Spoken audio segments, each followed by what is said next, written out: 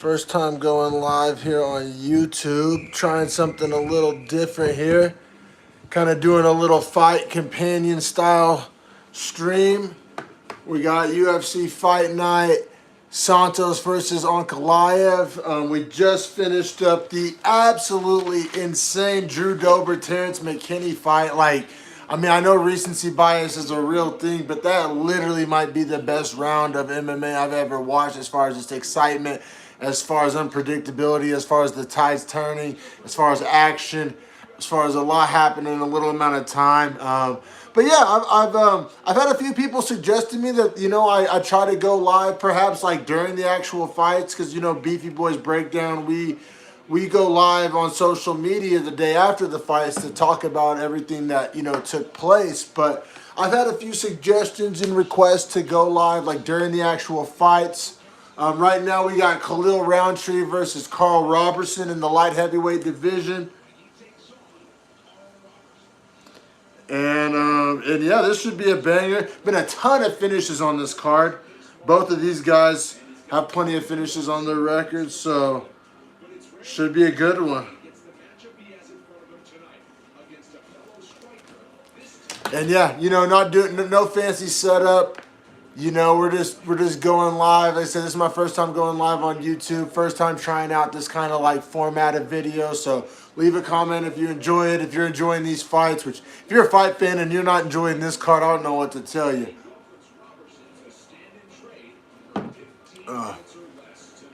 But yeah, give this channel a subscription. Beefy Boys Breakdown. We talk about every single fight.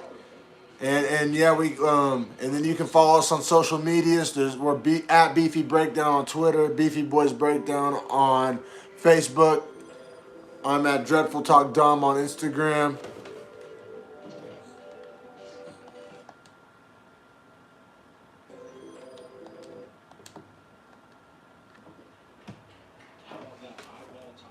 All right, we're about to get started here.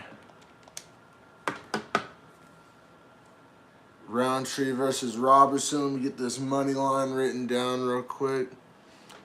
I'm watching this on my PS4. The PS4 ESPN app is so garbage. Like trying to rewind and fast forward, it's a guessing game. I feel like a game at the arcade, like at Dave and Buster's, where you try to stop the light to win a bunch of tickets. That's what rewinding on this fucking ESPN PS4 app is like. Yeah, I hope you can hear me good. So I don't got any mic or headphones in or anything. Just kind of trying something different here. I hope y'all having a good weekend out there.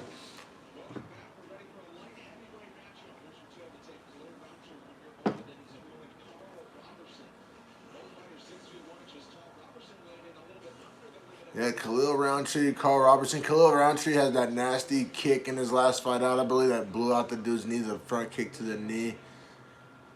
So hopefully he doesn't bust that one out. I hate watching that shit.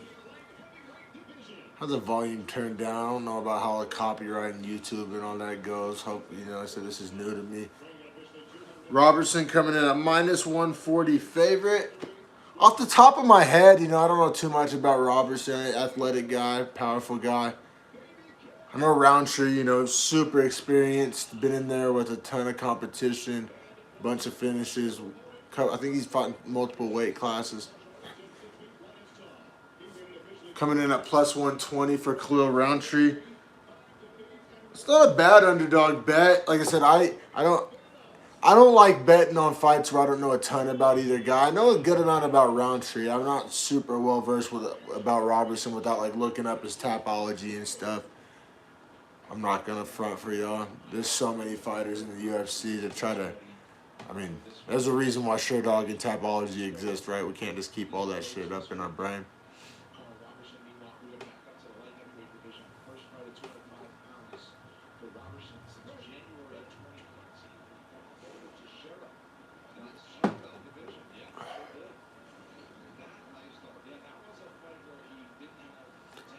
Getting started here.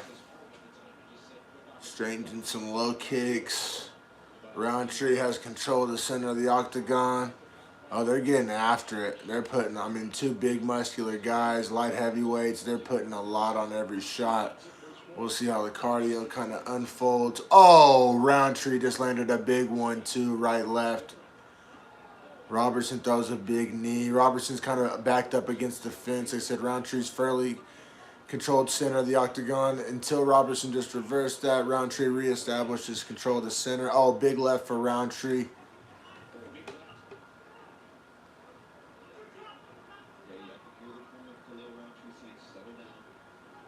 If you're an MMA promotion near Reno, Nevada, looking for a play-by-play guy, I'm your guy. Color, play-by-play, analyst, reach out. Not joking at all. You can DM me at DreadfulTalkDom on Instagram or Twitter.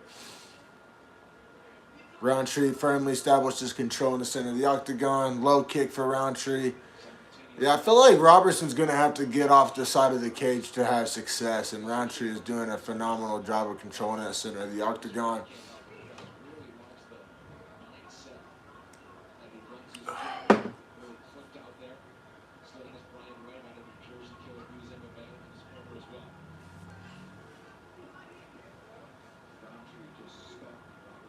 Yeah, Roundtree just thought such firm control over the center of the octagon. Robertson cannot get his back off the cage. Now, that being said, Roundtree's not necessarily taking advantage of it. Not a lot of action, not a lot of volume, not going for any takedowns. So, I mean, he has Robertson, backed up against the cage in that outer ring of the octagon, but he's not really doing much with it. Robertson fires a low kick back. Yeah.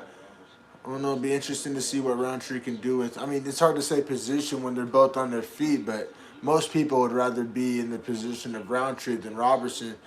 But yeah, Roundtree just seems to not really be able to take advantage of it too much.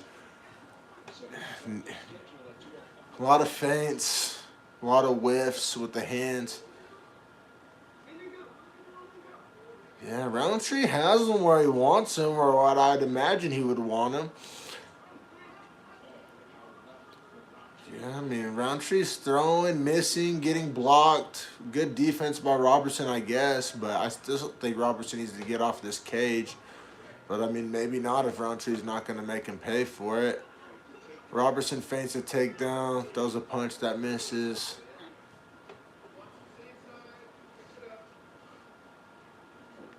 Roundtree's feinting, kick to the body, okay. Roundtree caught the kick and tripped Robertson, but then let him get right back up. Didn't do much with it. It's hard to tell what Roundtree's kind of end game or strategy or game plan is here.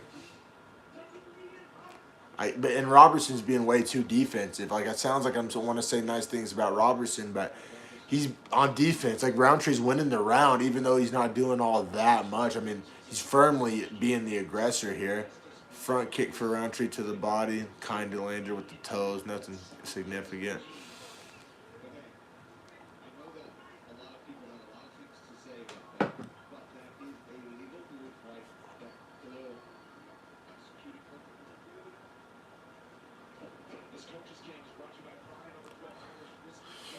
Yeah, you can tell that, if Roundtree lands, on the jaw, it's going to be a problem, but he's, not even close. The accuracy, the range finding is just, or maybe it's the timing. I'm no Freddie Roach over here, but it's just, he's not close to the target, regardless of what the reason why is. The end result is him whiffing a pretty significant margin very often.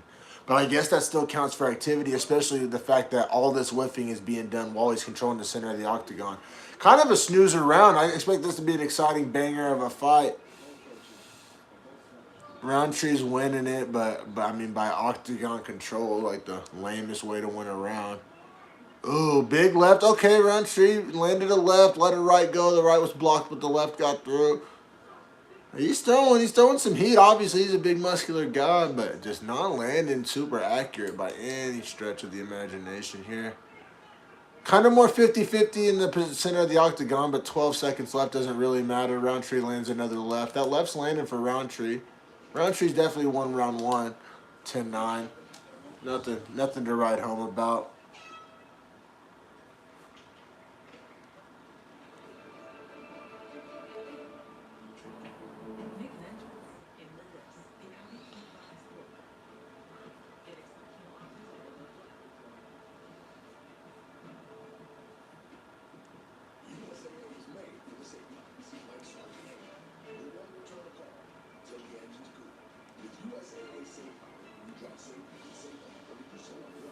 Yeah, I mean, Roundtree, I give Roundtree that round 10-9, you know, with confidence. I mean, Robertson, I mean, it's like as much as I wanted to kind of punish Roundtree for kind of being inefficient, I mean, Robertson was on defense 100% of the time. I mean, he had his back, like, Roundtree was controlling the center of the octagon. He was letting the hands fly. They just weren't anything close for the most part. A few bombs landed.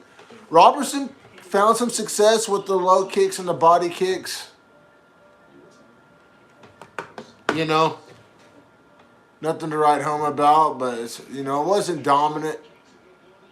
That's what's so weird. Like the scale when you're judging an MMA fight, like a 10-9 can mean such like a wide scale of things. There's close 10-9s and not close 10-9s. Oh, Roundtree drops him with the wide right starter round 2. Oh, Robertson on top now. I mean, Roundtree on top. Robertson defending, throwing up some submission attempts. Oh, big kick to the body. Roundtree drops him again. It is all over. TKO. Herb Dean steps in. Good stoppage. Robertson was done. He didn't want no more. So many finishes on this card. Holy shit. Which is great because we all know how that judging gets when we let the judges have too much say so.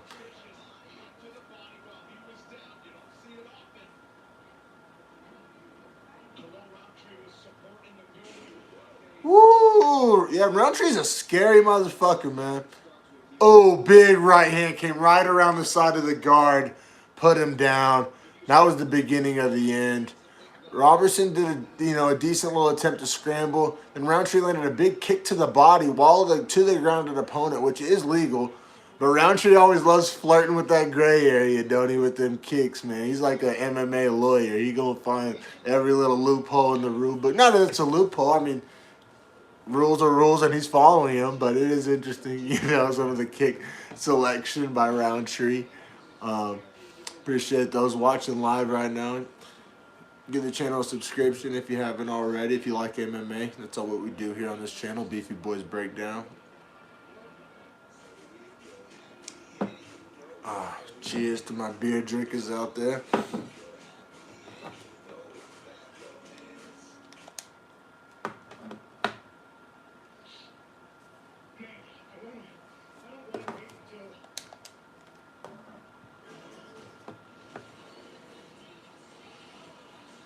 I'm like 30 seconds behind live, so I do apologize if that is an issue for anybody. As soon as this fight's over, I'll fast forward and get fully caught up. But yeah, Roundtree, man. Another finish. Had a long UFC career. Still getting wins. Kind of one of those limited guys, though. Like, it's hard to, like, predict, like, how, him going super far in the division. He's unranked. Getting later in his career. Great performance, though.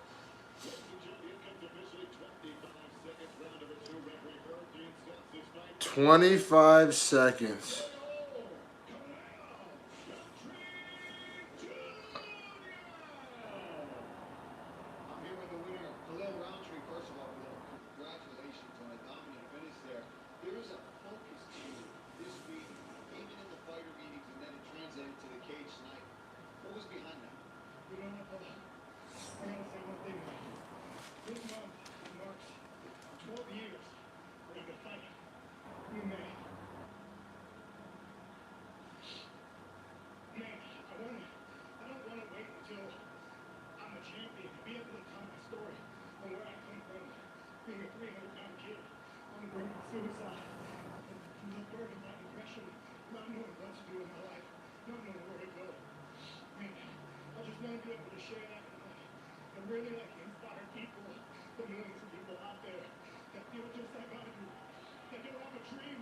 Wow. Super inspiring stuff from Roundtree in his post-fight. Talking about he was like an obese child who was suicidal. Oh, what up, Michael? Appreciate you watching, bro. Insane card. Woo! This card was a sleeper. Just bangers. finishes galore. Yeah, no, not the most name cachet in the world, but it's a free one. And yeah, no, you're right. I'm glad you're enjoying the fights, brother. I know I am. Absolute heaters on this fine Saturday.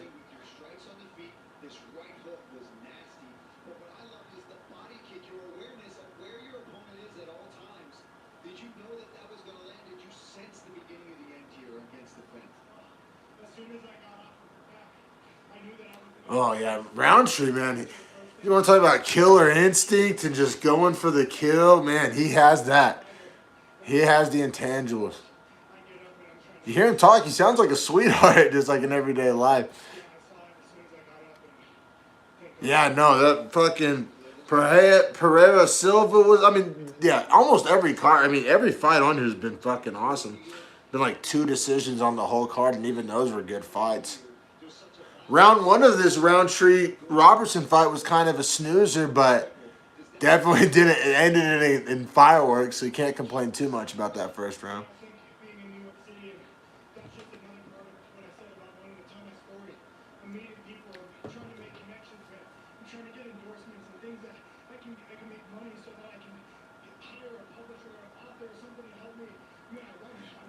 Yeah, Roundtree really wants to get this story out, which I think he deserves, right? Like, you don't have to be champ or top 5 to get your story told. Like, maybe he can get on Rogan or, you know, fucking somebody, you know, and, you know, I'm definitely interested in hearing more of his story. I mean, he's definitely paid his dues. I mean, he's been in the UFC a long time. I mean, I don't have his Tapology pulled up, but I mean, definitely not a spring chicken. Definitely, you know, put in a lot of work for the company, you know, maybe hopefully they can put him in contact with a publisher or something, you know, a co-author. Get his story told.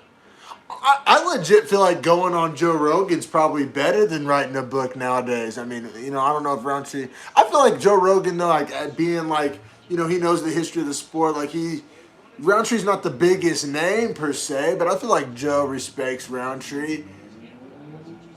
Perhaps. I don't know. Yeah, it's hard to get excited for Volkanovski, Korean Zombie, to be honest. Maybe I'm hating on Korean Zombie, but he shouldn't even have that fight. That fight, kind of a Mickey Mouse title fight. I mean, you know, I like Volk. I'm stoked to watch Volk fight. I don't know about having that headline a pay-per-view. I'm more stoked for the co-main, Piotr Jan and Aljamain Sterling too. I think Piotr tunes him up. The people's main event, Hamzat Gilbert Burns on that card, though. Let's be real. I mean, I'm a big Hamzat guy. Like Gilbert Burns a lot too, but I'm fully on that Hamzat wagon, baby. Cole in the hype train. The next up, we got Alex Caceres and Sadiq Yusuf. I think ranked featherweights, I do believe.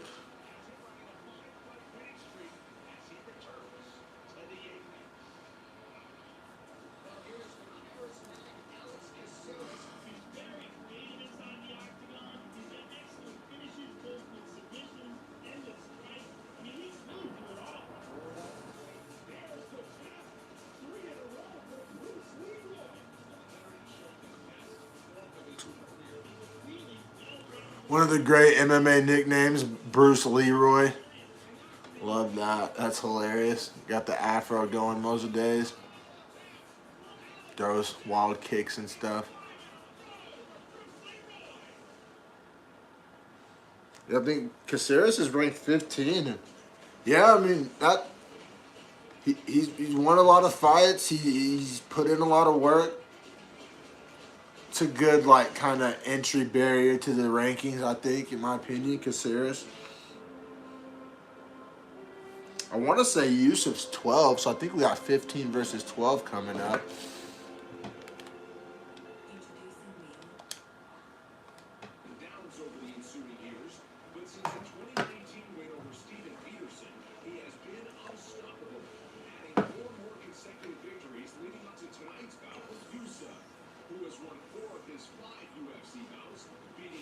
That'll be interesting, kind of like the rangy striking of Caceres versus, like, you know, the powerhouse striking of Yusuf. Interesting little matchup here. I'm here for it. I think it's a fun one.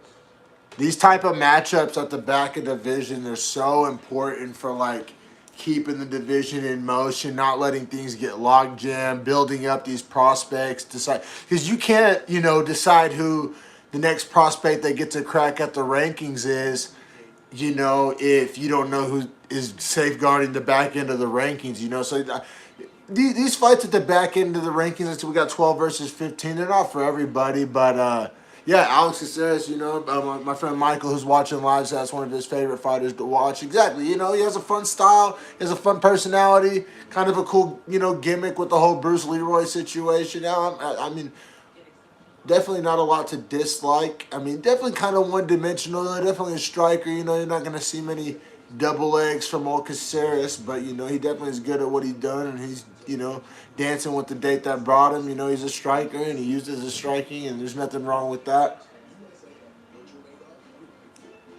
Yusuf starches, guys. So, I mean, it's either going to, I mean, kind of Captain Obvious prediction here. It's going to be Caceres by decision or Yusuf by finish, right? Like, those are these guys' path to victory, which, you know, like I said, call me Captain Obvious if you want. I think that's how I see it going down, you know. Never claim to be going out on a limb here. But, yeah, should be a fun one. And like I said, I get stoked on these fights at the back of the divisions, like, because, you know, that's how you, there's so many reasons why. Like I said, the whole gatekeeper factor, deciding which prospects that we're excited about get access to the rankings next.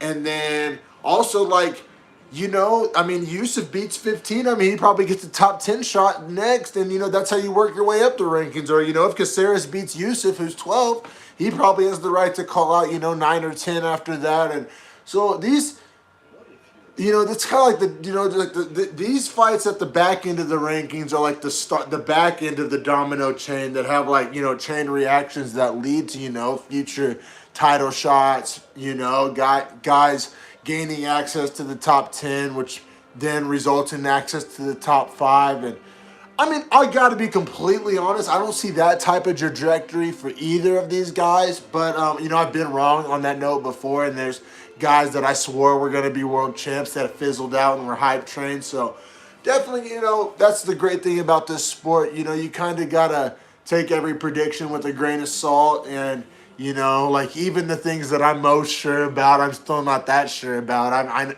I've watched enough fights to know that much, you know.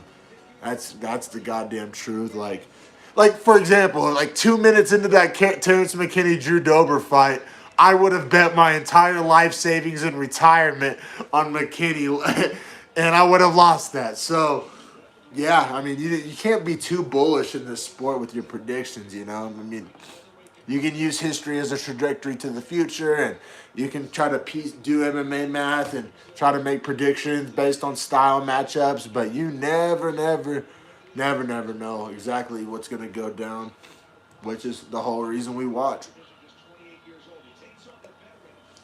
This is 80 cards in a row for me. 8-0. Haven't missed a single one. Not a fight night, not a pay-per-view, not nothing. Yeah, Caceres on a 5-fight win streak. So fuck anybody that says he's not deserving of rank number 15. 5 fights in a row. Proof is in the pudding. Can't debate that. I don't care who they were against. Cool that he's on a main card too. He's definitely been a prelim fighter, you know, most of his career. Good for him. On the main card here. Deep in the main card. Shit. I didn't deep in the main card.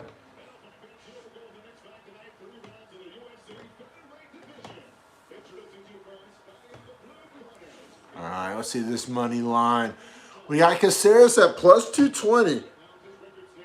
So Vegas definitely likes Yusuf here more than 2-1. Makes sense. I mean, Yusuf has power. Could definitely get Caceres out of there. But Caceres, I mean, smart. I mean, heady striker. I mean, it's hard to imagine him falling for any of Yusuf's, like, setups and stuff. I think Yusuf's definitely the better athlete here. More explosive, stronger. Coming in at minus 275, so almost 3-1 favorite.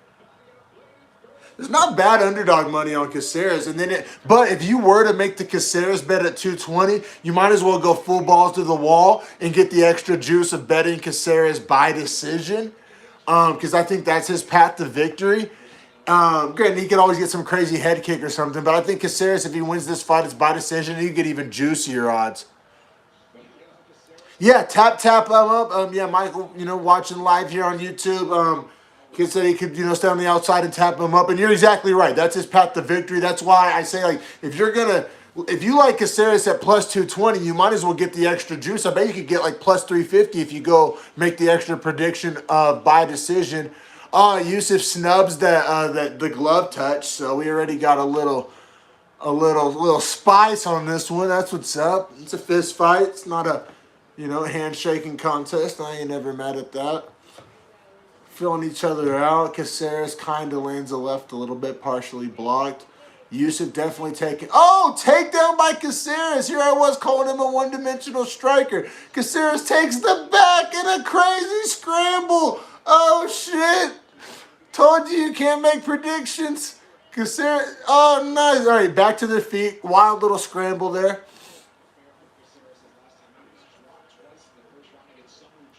Right hand jab kind of lands for Caceres. Yusuf's doing a good job of parrying and having a high guard. So Yusuf's definitely forward pressure, definitely controlling the center of the octagon, but Caceres definitely being active with the hands. I like to see more kicks from Caceres. That's what I know him for. That's what I think he's best at. Okay, he just threw a kick to the body and Yusuf caught it. So fuck if I know. Definitely not no coach over here. So Yusuf's on top right now, standing up, kind of looking for a big shot to rain down. Caceres looking for an up kick. Caceres grabbing the fence to try to leverage for the up kick. It's weird. The ref was slapping at his head. You usually see that in grappling exchanges, but that was kind of weird. So he got a little scramble. Caceres is working his way back up to the feet. Yusuf has Caceres pressed up against the cage. He has a big strength advantage, so I think this is a good strategy for Yusuf. Caceres definitely likes to be on the outside, kind of more kickboxing. So, yeah, the good strategy for Yusuf, but he's not doing much with it. Caceres escapes back to the center of the octagon in space.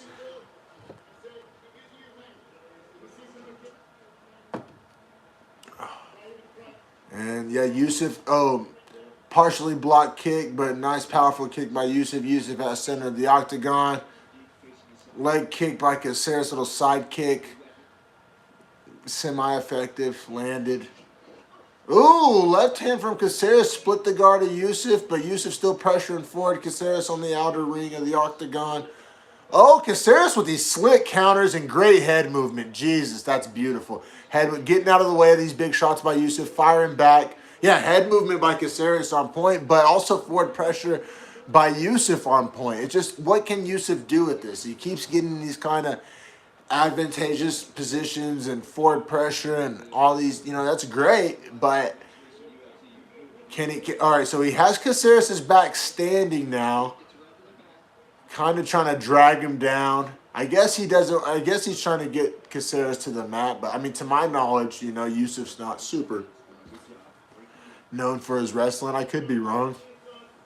I don't know how many wrestling gyms they got in Nigeria.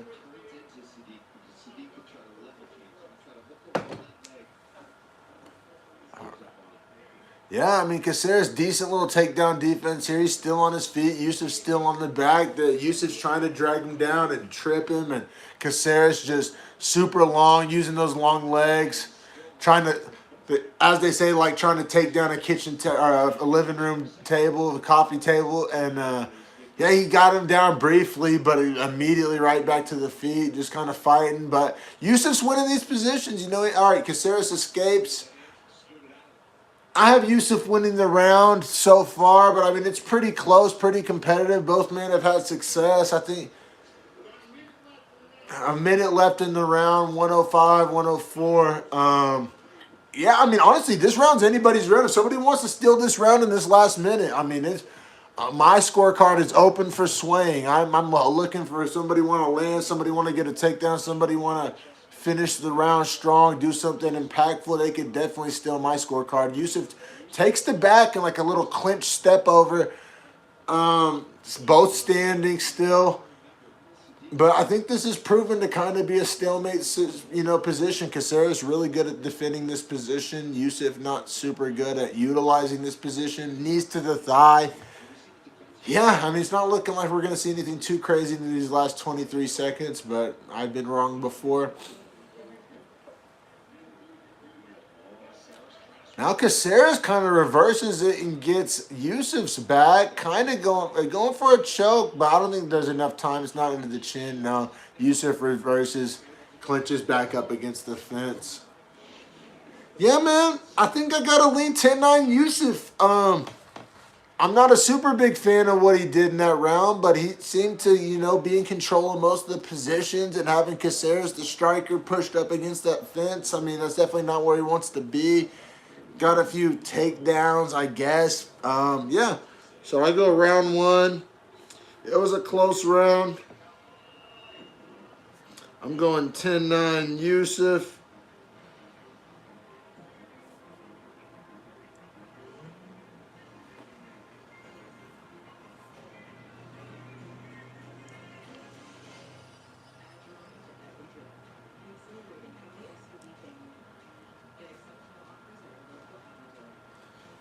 I don't think I saw Caceres go try to pummel an underhook once. I think he's definitely gonna have to try to do that more to get off the fence. I'm gonna grab a little glass of water in between rounds real quick.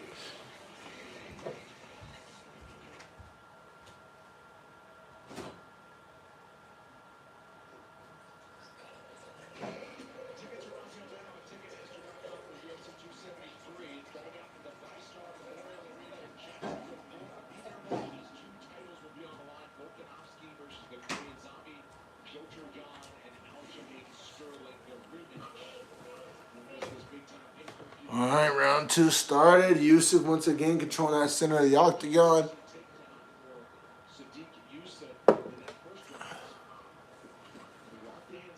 Small side kick from Caceres to the body. Yeah, the Twitter scorecards are coming in. It's a tough round to score. 10-9 Yusuf is what Paul Fontaine on Twitter says. So this other guy gave it 10-9 Caceres. I just don't know what Caceres really did. I mean, he landed a few shots. He was getting put on his back foot, pressed against the cage most of the round, though. Yeah, it was a close round. Caceres had some success, but yeah, round one, close round. But I think 10-9 Yusuf's the right way to score round one. Who knows how these fucking judges scored it, though. You never fucking know. Hey, Yusuf just walking Caceres down, controlling that center of the octagon. Caceres trying to use the jab. Oh, good right hand by Caceres there. He circles off back to the center of the octagon. That was really good. He needs to do more of that. Because he can't stay getting pushed up against this cage or he's going to lose the decision. Big body kick by Yusuf. Caceres able to kind of circle out.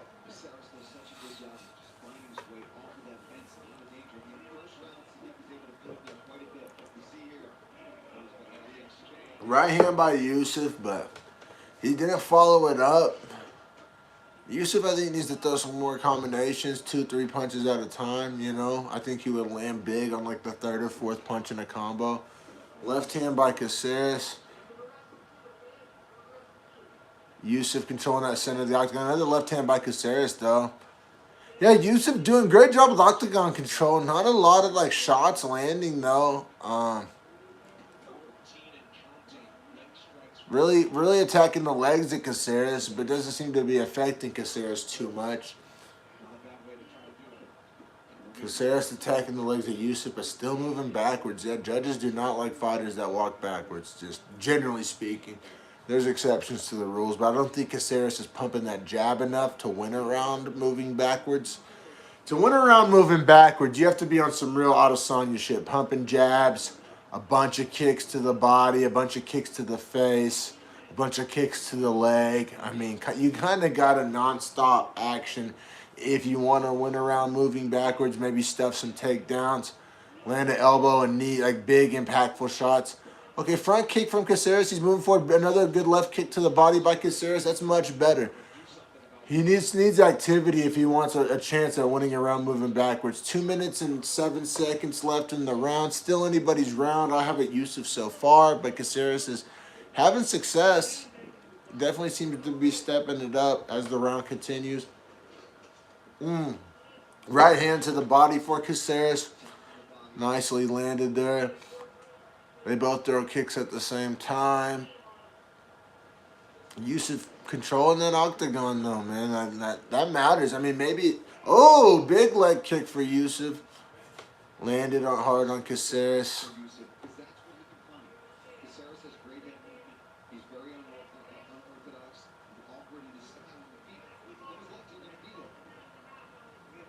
Yeah, Yusuf chewing these legs up. It's starting to become, more of a factor, more and more obvious. But that seems to be his primary, attack.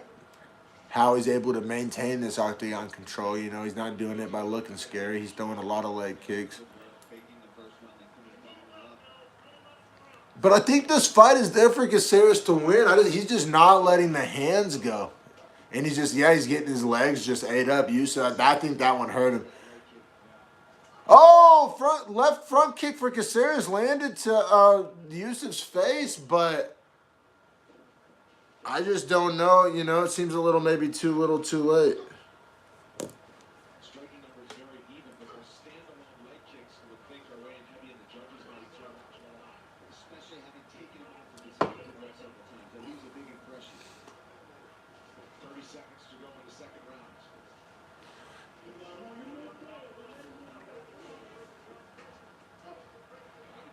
Yusuf caught the kick at Caceres and fires back a right hand. Kind of glanced off it, landed, but not super clean. And yeah, just octagon control for Yusuf. Kind of the story. This one, leg kicks for Yusuf. Caceres, when he decides to go, he's having success, which just kind of leads you to believe that if he would decide to go more and more often, that he would have more success. I mean, maybe that's some MMA math into the round. I got to give that one to Yusuf, too. I mean, he's not doing a ton, but I feel like he's doing enough.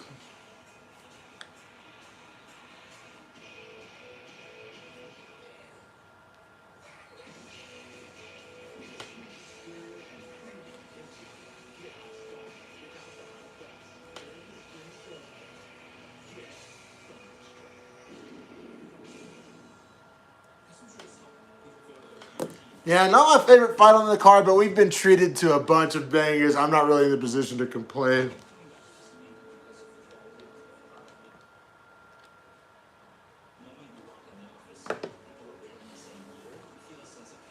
Some fun ones. Oh, next we got Song Yadong, Marlon Moraes. Woo, that's a heater.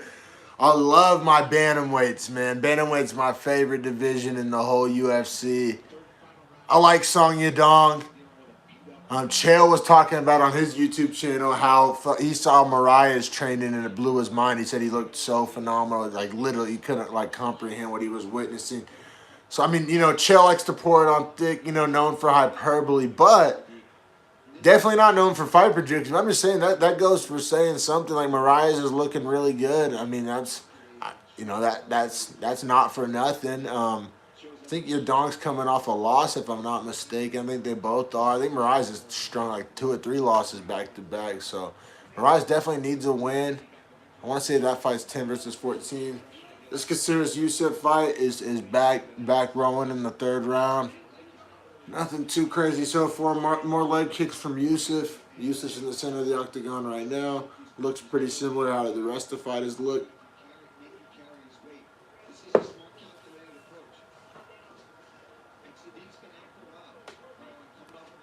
Ooh, Caceres landed a right hand as Sadiq. Oh, and a left hand. Okay, yeah. See, Caceres, when he throws, it's landing. And it's landing, impactfully. Yeah, he needs to just let him go. It seems like in the 3rd round, maybe his corner told him something similar. Said, I had my volume turned pretty low. I didn't hear what the corner was telling him. Yeah, right, left for Caceres. Caceres, this is the best he's looked. Went to the body, went to the head. Caceres... If he just, that's what I've been saying for the past 15 minutes. If Caceres just would let the hands go, he's landing. He's having success every time he does. He's just not doing it enough, not doing it often enough. I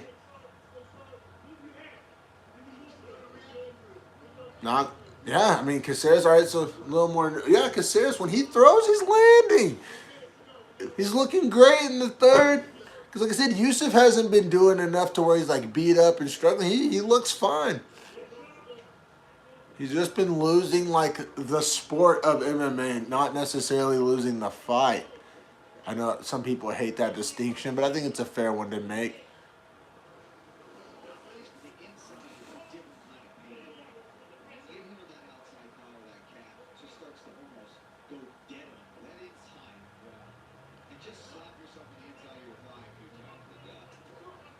Big right hand to the body for Caceres. Caceres actually has the center of the octagon now. See, because he's throwing more. Yusuf's backing up. Yusuf's on the outside of the cage now. Caceres circling off, controlling the center, man. It's just frustrating. I don't really have a horse in this race, but I'm just saying, like, if you're a Caceres fan, it's frustrating because, like, the evidence shows that he probably could have been doing this in the first and the second. He wouldn't just pull the trigger enough. Caceres kind of shot for a takedown. They kind of stalemated. I think he's just kind of mixing it up, giving him something to think about more than actually trying to get him down. I don't know. Yeah, Yusuf just hasn't really had any offense in the third round at all. Pure defense mode. Right as I say that, Yusuf lands a nice left jab. But yeah, Yusuf seems to be pretty defensive here in the third.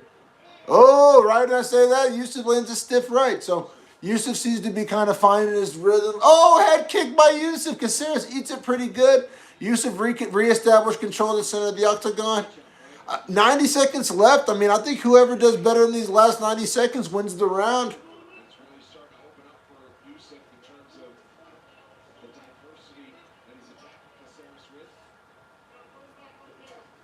Leg kick by Yusuf. Caceres marching forward. Good body shot by Caceres. Yeah, man. Caceres just needs to let it go for 60 seconds. Left hand landed on the jaw for Caceres. He just needs to let it go. I mean, because he's not winning a decision, so he needs to finish. He could potentially get one. He's landed on Yusuf's jaw. He's not the most powerful guy. He's landed on the jaw, though.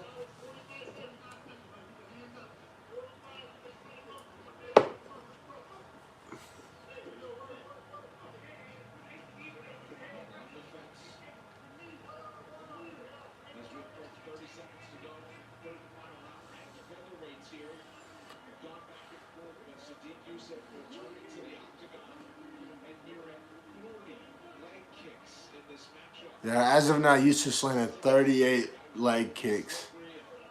But I don't know, man. That gets judged, differently by different people, Oh, that last leg kick hurt Caceres.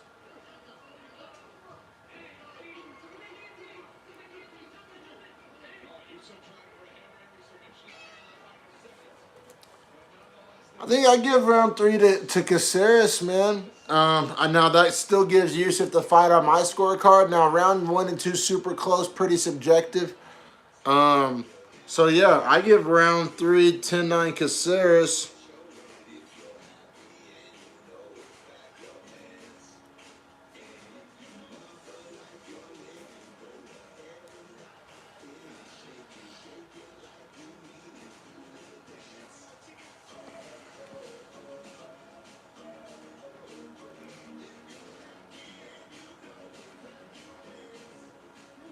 Let me try to get some lighting in here. I know it's pretty dark on this video.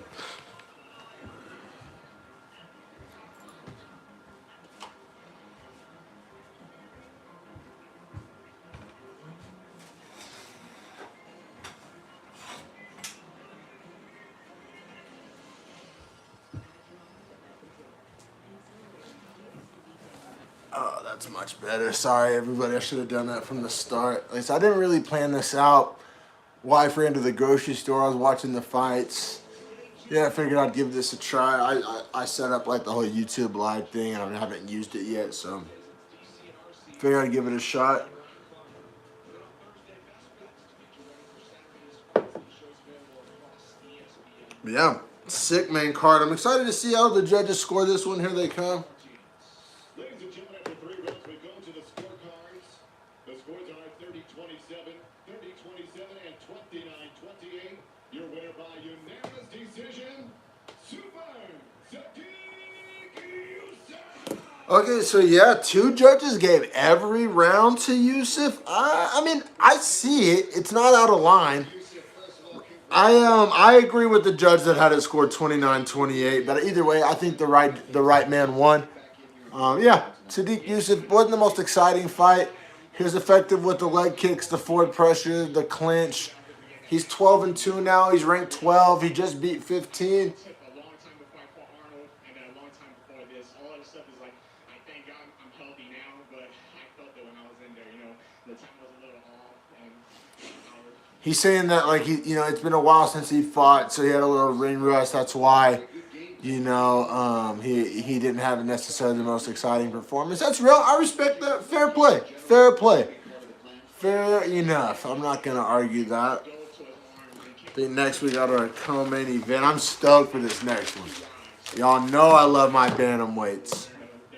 Got some chapstick real quick. being heavy kicks, you know, that's why I had to change the shorts up. You got the split. I see that. You were ready to come in here with that kicking style. Now, Sadiq, having had that battle to get healthy again, then taking a loss, coming back in here, you get that win. How soon can we expect to see you back in here? And is there anybody in particular you'd like to fight? Yeah, I would like to stay super busy, man. And to be honest, I really want to test myself against Arkansas Spineless. You know, I think me and Bryce will put on a really cool fight, man. I'd really like to fight Bryce Mitchell. There you go. That's a great call out, Bryce Mitchell. You heard it here. Sadiq wants it. Hey, congratulations. Glad to see you back. Sadiq Yusuff just called out Bryce Mitchell. Actually makes a lot of sense. I mean, so Bryce Mitchell, I think he was 14 last week before the win. I don't know what he's at now. I mean, I imagine he's somewhere around 10. Interesting matchup. I don't know if that's a fight I personally want to see. I mean, it makes sense from like a rankings matchup. I actually like that Sadiq called out a guy whose name's in the headlines, who's relevant right now. Like, that's from like a call out perspective of how to like build your career and get eyeballs on you and be relevant. I mean, I think that, makes a lot of sense. I just don't know, from a 29-28 is being nice for, yeah, maybe it is being nice. I like Caceres. I've been known to be nice on my scorecard from time to time. I thought Caceres looked good in the third round. Now, definitely as the round progressed, Yusuff found more and more success. I thought Yusuff kind of coasted in the third round. I don't like rewarding guys. You see it all the time, wins the first 2 rounds and then tries to coast the third round. I mean, I usually give that coast round to the other guy personally. Maybe that's like a biased thing, but no, fair point, fair call out. Not going to die on that hill. 30-27. I mean, 2 judges gave it 30-27. So only 1 judge agreed with me. So I think it proves it's kind of on that borderline. But yeah, fair point, fair point.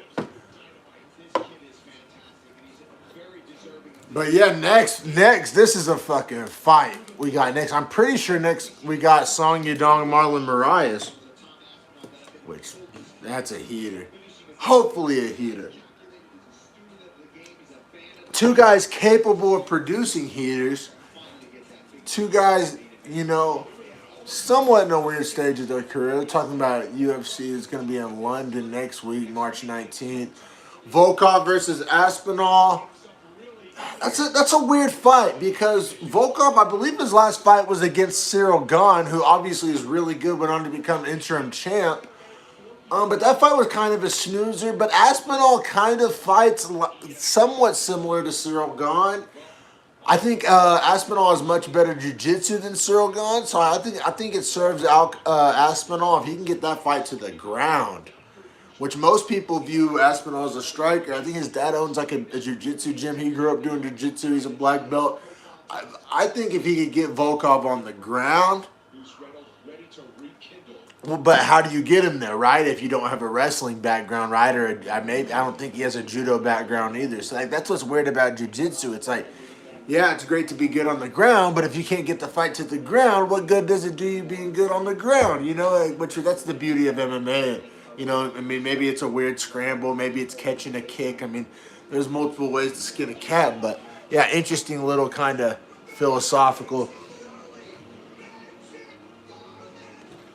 Take a little rip a lip here, real little ripski.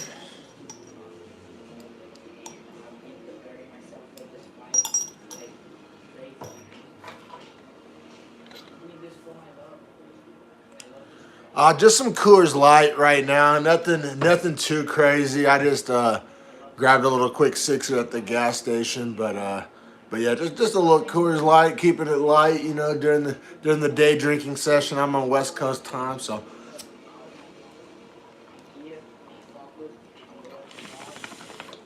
didn't want to bust out the whiskey at 1 p.m.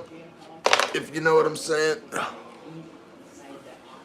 But yeah, cheers, brother. If you got a little something cracked.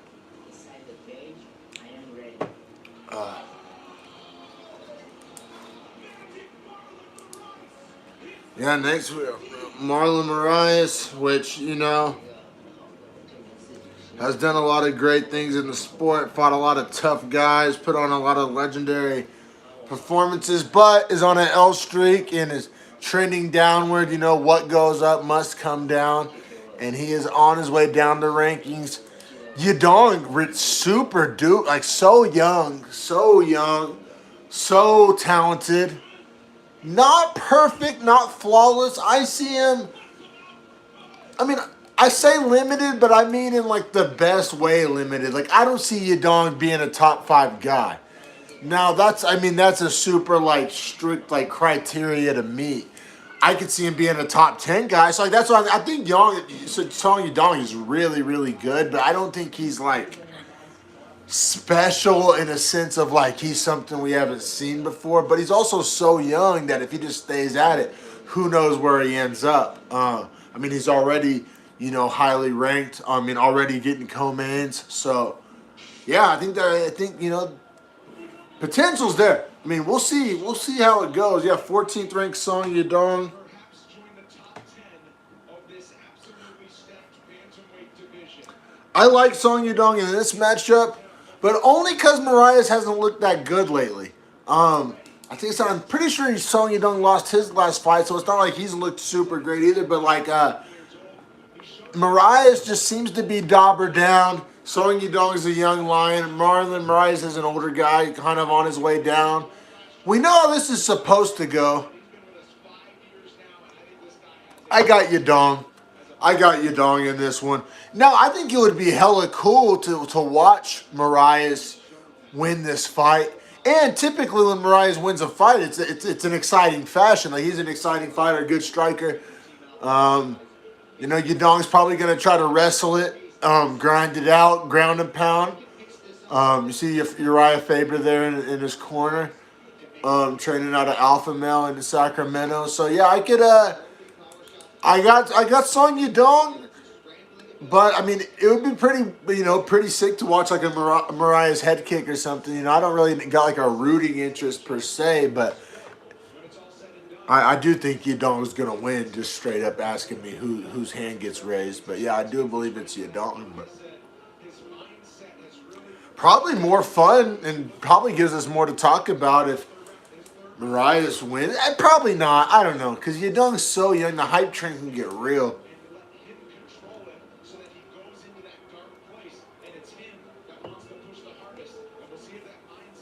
Yeah. Yeah, no, I think that's fair to say. I know I definitely have gotten less emotional the older I've gotten, you know. So I think that's probably fair to say will apply to him as well. I think a lot of men out there can relate to that just in general. Mariah, you can always tell a fighter's a little older when their song is just like something that ain't really popping no more, you know? Like, I love Lil Wayne as much as the next guy, big Lil Wayne fan, but like Mariah's coming out to right above it with Lil Wayne and Drake. Kind of funny. I mean, sick song, love the song, but I don't know. It kind of just like matches like the narrative, kind of, you know what I'm saying? It's like, I don't want to say washed, but I don't know. As a Chael said, he looked otherworldly when he saw him. So fuck, maybe Marlon Moraes. You know, I don't know if shock the world's really fair to say, but I might be overstating it. But yeah, let's see if he can get the career back on track, right the ship.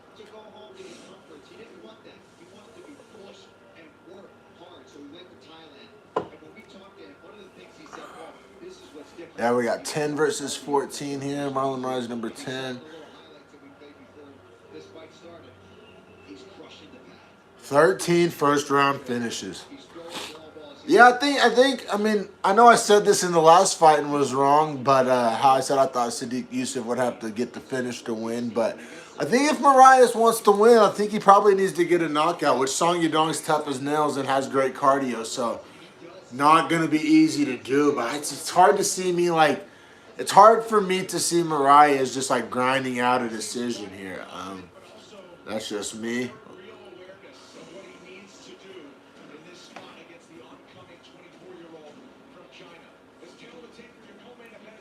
Yeah, Song Yadong, 24 years old. Mariah is 33 years old, not that old, but when you're on a losing, isn't it weird how when a fighter's on a losing streak, they seem much older? Isn't it right? I think Connor's 33 too to that same point. I love bantamweights, man. I fucking love bantamweights. Best division in the UFC. I don't give a fuck. Song Yadong coming in at minus 305 favorite. So, yeah, my prediction, you know, I'm not going on any limbs. Not trying to sound like a genius there. Yeah, 18-5, 1-1 at 24 years old. I mean, that's a ton of activity, a ton of experience for a young guy.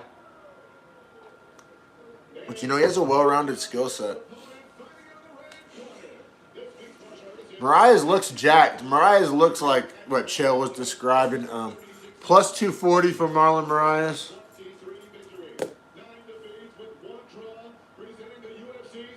Yeah, so yeah, Song Yadong minus 305, Marlon Marias plus 240. So Vegas definitely, you know, thinks Song Yadong is going to win.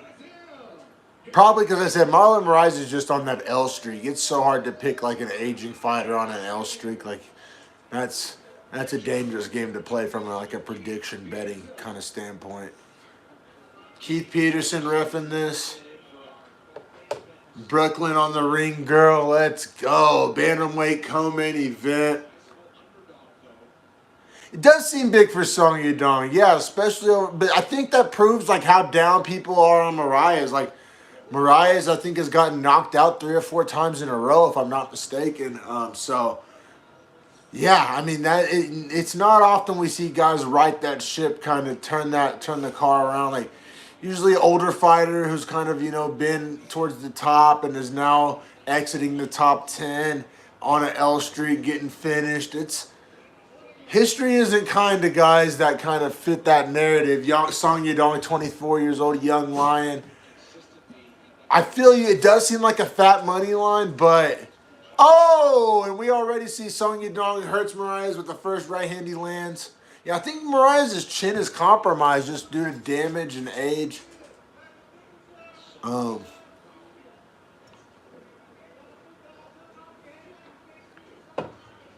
yeah, Song Yadong is splitting the guard. That right hand is snapping Marias' head back.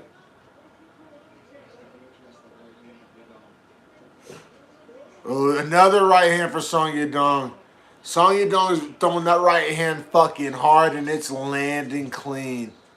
I don't know how many more Marias can take. Marias is throwing back. I mean, he's not hurt. He's not wobbled, but that right hand from Yadong is landing so crisp, so fast. Yadong marching forward, controlling the center of the octagon.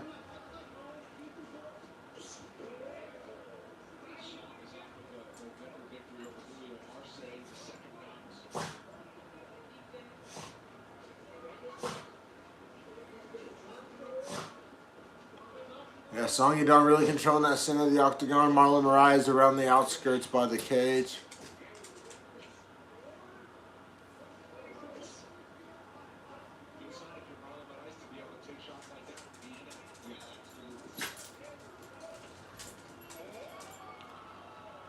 Oh my God, Song Yadong just knocked him out. Holy shit. I was looking over at my dog when it happened and I missed it. It happened fast. Maybe the money line wasn't that big after all. It was the right hand. Yeah, I called it. I fucking called it. My wife's just getting home with the groceries, so Pardon that. Yeah, right hand. I knew he couldn't take too many more of those right hands. Oh, that one was an uppercut, though. Ooh.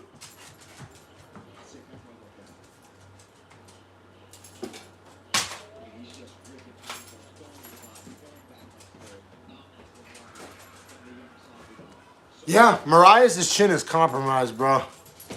Yeah, I mean, he's once an older fighter, they start getting knocked out. I mean, it's a narrative we've seen before, you know. I mean, once that chin gets compromised, like I said, that's not a ship that's usually righted, as history shows. Now, did I see a first round knockout? Hell no.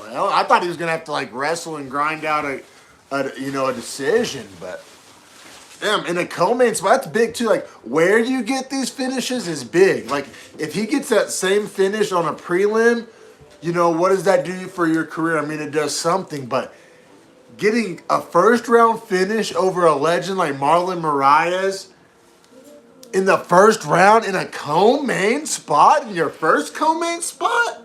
I do believe it's his first co-main spot. I mean, that does wonders for your career.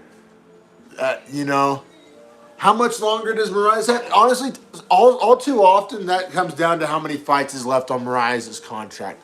Like if that was Moraes' last fight on his contract, he probably doesn't get another contract, which would mean he would be done in the UFC. If he has one more fight left, he probably fights it out. If he fights two left, hell, maybe he retires. You know, if he, you know, maybe he knows he doesn't have that still in him. So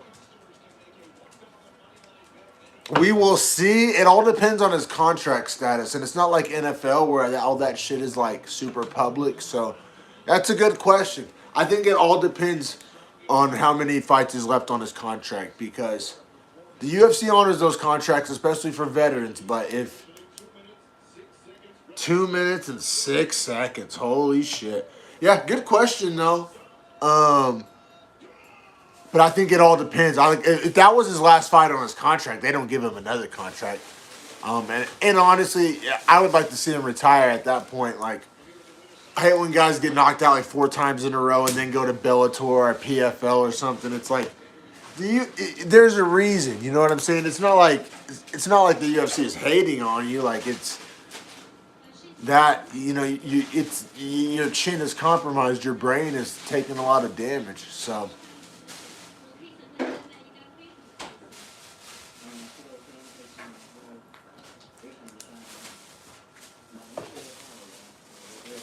See what Song Yudong says in his post-fight. I'm happy and I feel sorry because Marlon is also a very good fighter. I wish him win, but I need to win too. Absolutely, of course. That's your job, sir, to come in here and put on performances like that. But to take out somebody like that, is this how you expected this fight to go? Did you expect that you'd have the ability to get him out in the first round? 那就是能够把这样的厉害的人拿下，然后特别是在第一 round 拿下，这是你本来就预料的吗？其实我们第一回合是主要是防守那边嘛，我们的第一回合非常具有爆发力，所以但是我觉得机会在那有就要抓住。Our first round was actually planned for defense mostly, but I feel there is chance, so I have to catch it. And Song, I got to imagine that you're going to have your name close to the top 10, if not past that. Is there anybody in this division that you want to face next? Because with this skill set, I see you climbing to the top pretty fast, my friend. I want to fight next Dominic Cruz. Oh, Song Yudong calls out Dominic Cruz next. Dominic Cruz hates whenever these young guys call him out. He never accepts it. So perhaps a wasted call out, but I think that would be a sick fight. I would love to watch it. It's a cool call out. You know, he's definitely calling out a big name. He made the call out in English, so like from a marketing perspective, like that was smart.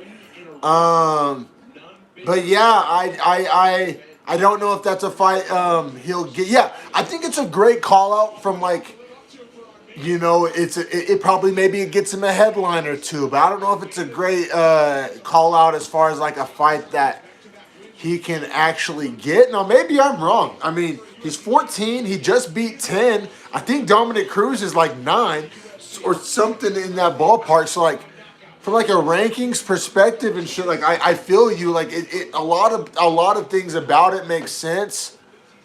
But yeah, Dominic Cruz. I mean, Dominic Cruz wouldn't even fight Sugar Sean O'Malley, who's like one of the biggest stars in the sport. You know, rankings aside, it'll be interesting to see what Dominic Cruz says to that. Because I mean, Dominic Cruz has a long history of turning down call-outs from like young contenders, ranked or not. So yeah, I don't know. I don't personally see that fight take place. I wouldn't be like mad if it took place. I'd be stoked. I think that's a great matchup. I don't even necessarily know how I see it going. I think I like Dominic Cruz in that matchup, to be honest, because his chin isn't compromised like Mariah's. So I think we kind of got to put a little bit of a grain of salt on what we just saw. Like, yeah, I mean, it happened. Like, I'm not taking anything from him. But like I said, I've made it clear that I believe Mariah's chin is compromised.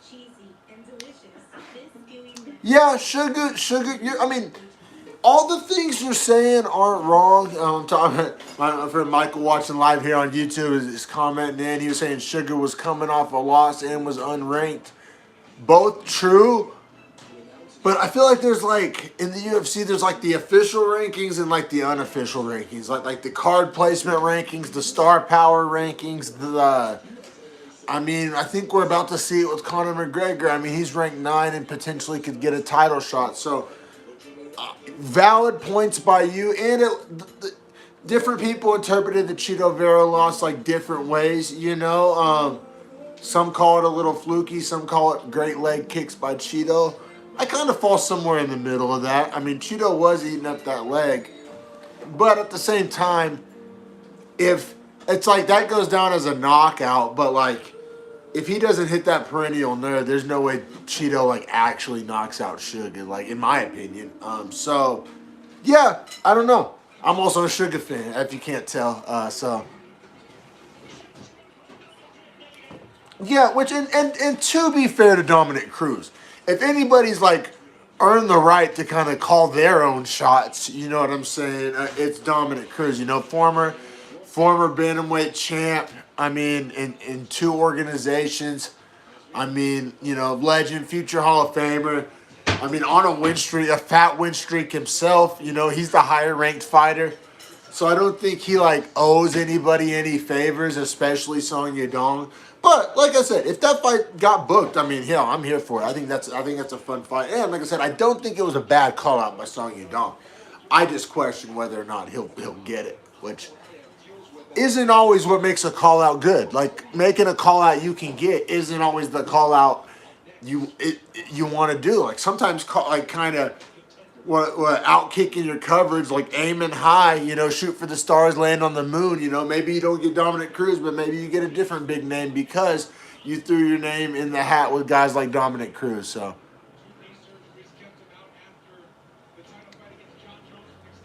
No way to the title. You saying there's no way for a title for Song Yadong or Dominic Cruz? Because I don't. Bong rip for the boys. Yes, sir. I can oblige.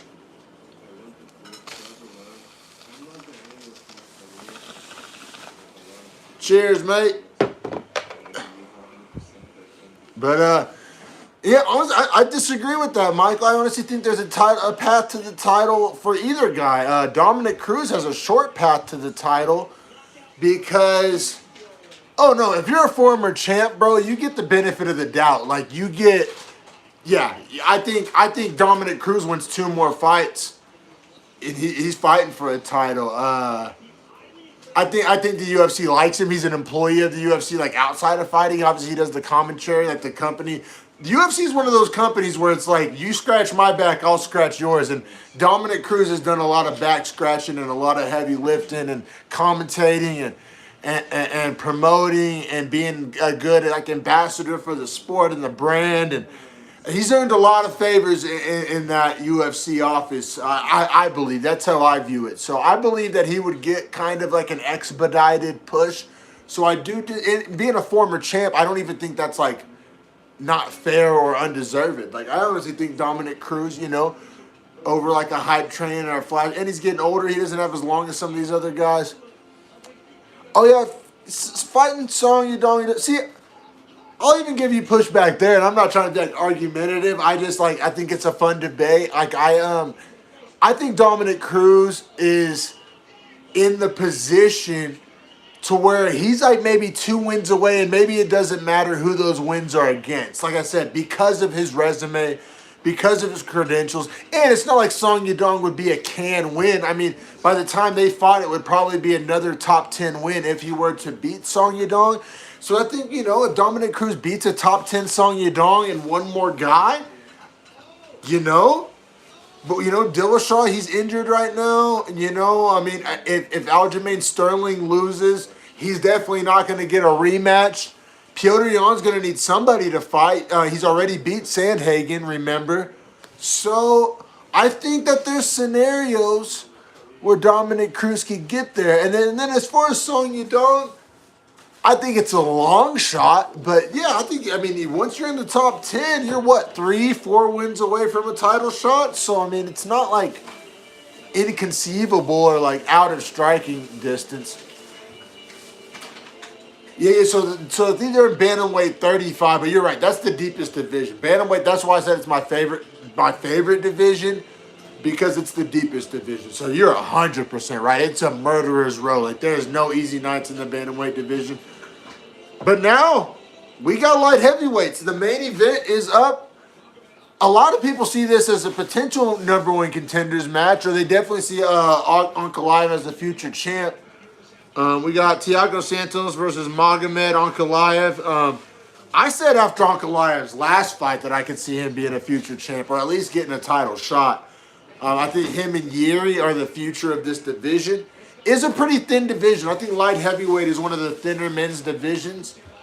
Probably the thinnest outside of flyweight. I think it probably goes flyweight, light heavyweight, and heavyweight as far as like depth of divisions. Maybe you could argue middleweights in there. So yeah, not the thickest division, which gives guys like Ankalaev and Yuri Prochazka like expedited title runs, which I'm here for. You know, a lot of this division, I had this debate with somebody on Instagram earlier. Somebody was saying like, oh, the light heavyweight division isn't thin. Like, Jan Blachowicz is like 39 or 40 years old, coming off a loss. The champ is like 42 years old. Glover Teixeira, he has maybe one title defense in him.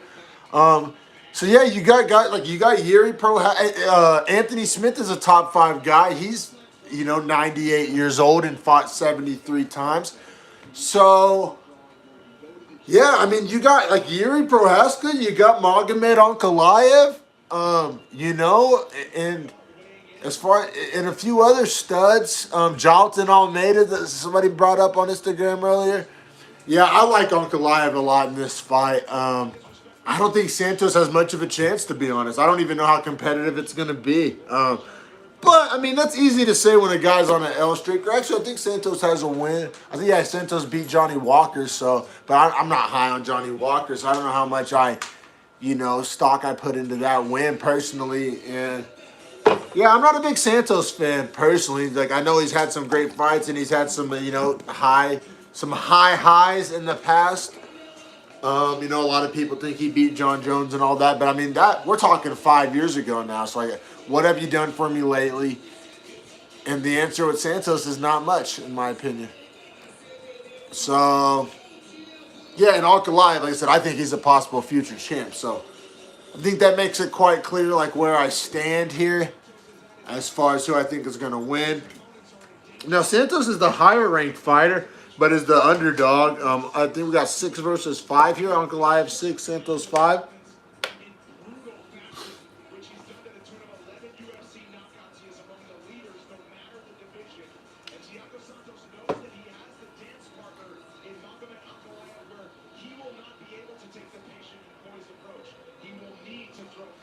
Yeah, it's hard for me to just like envision a scenario where Thiago Santos wins. Now, like I said, I've been wrong before. I think Santos is I mean, he's not that old, so it's hard to say he's past his prime, but fighting is weird, man. The psyche's weird. You take a couple of L's, and shit just gets weird sometimes for these guys. Certain guys can bounce back from L's. You know, the Diaz's of the world, the Masvidal's of the world. You know, there's guys, you know, hell, the Colby Covingtons of the world, you know, can take an L and bounce back. But Santos, those L's just seem to have affected him, and maybe I'm reading too much into it. Maybe he comes out and proves me wrong and looks fantastic, but it seems like his kind of just like path was knocked off the tracks a little bit with a couple of those L's. Granted, they were tough L's, you know, you could even say controversial L's, but yeah, those I mean. But that's what's great about this sport, right? Because, I mean, he goes up there and beats Ankalaev, and you could argue that he's the number one contender, or he's fighting in a number one contender's fight. So, you know, I'm saying I'm down on Santos, but he's one win away, this win, from, you know, just righting the ship and changing the whole narrative. And, I mean, he's a main event, so the UFC's telling you that they still believe in him, like he still has value to them, or else they wouldn't put him in the main event. So, yeah, I mean, let's see. We got to watch the fight take place, but that's why they do that's why they fight the matches.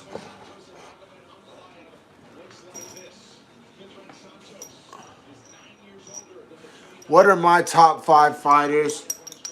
So I'll put it this way. I won't do top 5 as far as like who I think is best, because that's like a really complex argument. But like my 5 favorite fighters, just off the top of my head, Stylebender's gonna come to mind.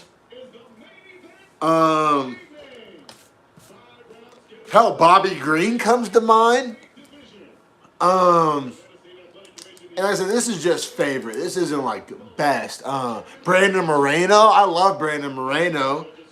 Tai Tuivasa's growing on me extremely fast. Derek Lewis, Francis Ngannou, all those heavyweights are fucking awesome. I'm still a Conor McGregor fan. I mean, I'm not betting any money on him anytime soon, but as far as like guys I like watching fights and get me excited,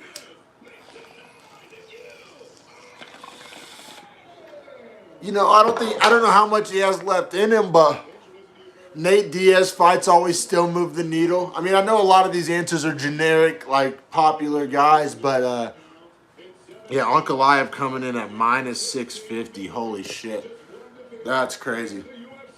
He's 16-1.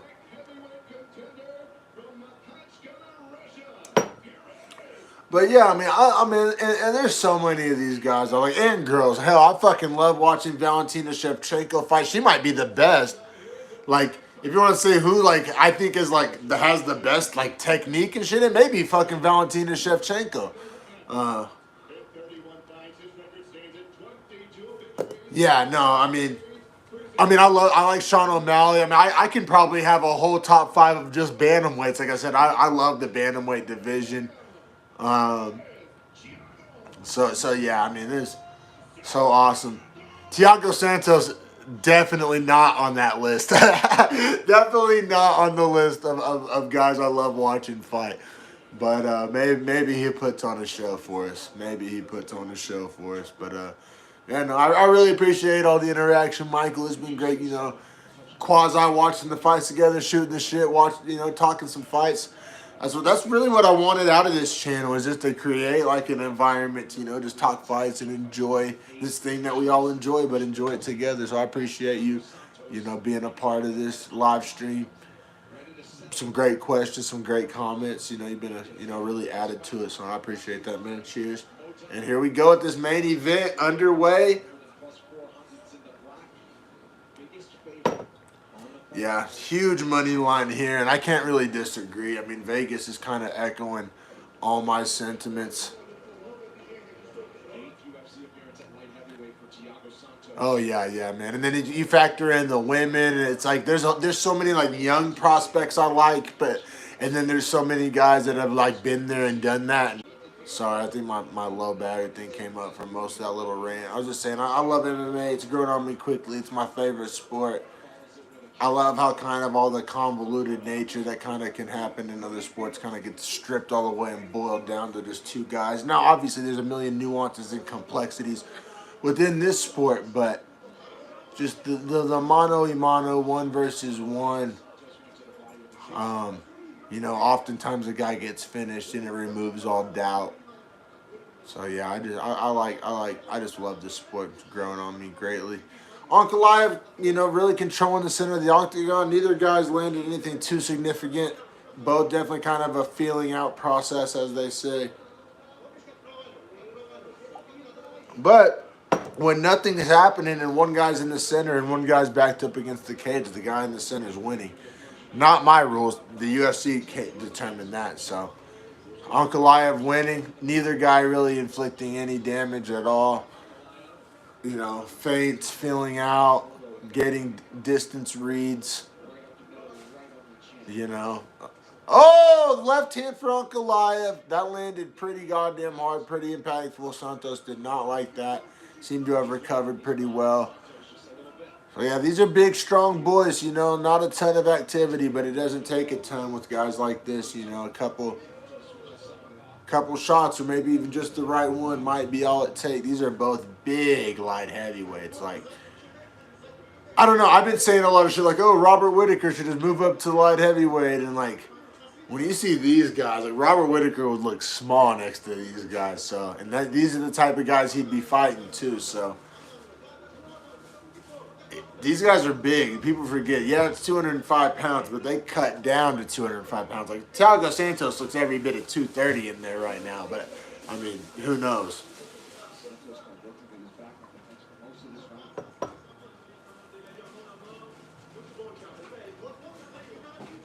Yeah, really not much happened in this first round. I mean, Ankalaev wins it because he's controlling the center, and he landed the biggest shot, but... Little leg kick lands for Santos. I was like a switch leg kick. It was kind of dope, but not the most impactful. But see, this is how Santos fights always look. Like, yeah. Fucking Max Holloway, Colby Covington, and Robert Whittaker are all stuck in this like 1A purgatory of being the second best guy on earth. Yeah, like I think all of those guys go to Bellator and probably win the belt in those, you know, in those divisions. So yeah, no, I feel you out. Max Holloway, Colby Covington, and Bobby Knuckles are all in, you know, a predicament, and I think they could all potentially use a weight class change. That might be fun, but maybe not Max. But I wouldn't mind Whittaker or Colby going up or down, either one, just for that exact reason, just for what we just described. But yeah, great point. But yeah, Santos fights look like this, man. They're lame. People always call me a hater because I don't like Santos. And I know he used to be exciting and he used to be awesome. But in the past 3 years, Santos puts on snoozers. Fucking prove me wrong. And the same goes for their bedtime underwear. That's why Goodnights has large and extra large sizes to comfortably fit older kids the way they should. Goodnights, more sizes for a comfy custom fit.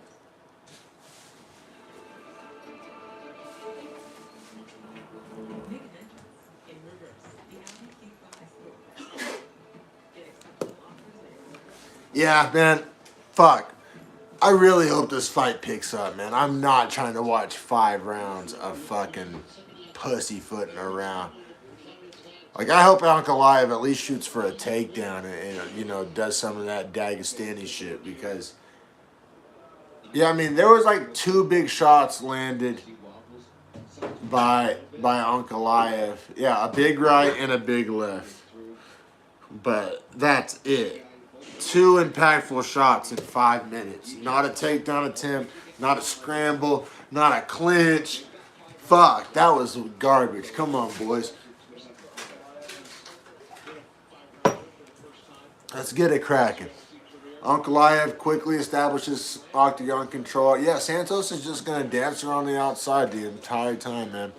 Unless Ankalaev just gets a takedown or engages in a clinch or forces the action in some meaningful way. Like, I just don't see this fight not being a snoozer.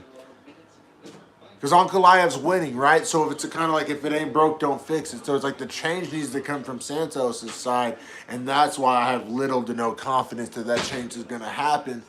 because of just, like I said, from what I've seen of Santos in the past 3 years, everything since the John Jones decision has been snooze city. I mean, generally speaking, broad stroke. I mean, I think there may be a finish here somewhere in there, but generally speaking, I've watched a lot of snoozy Santos main events in the past fucking 24 months. I'll tell you that much.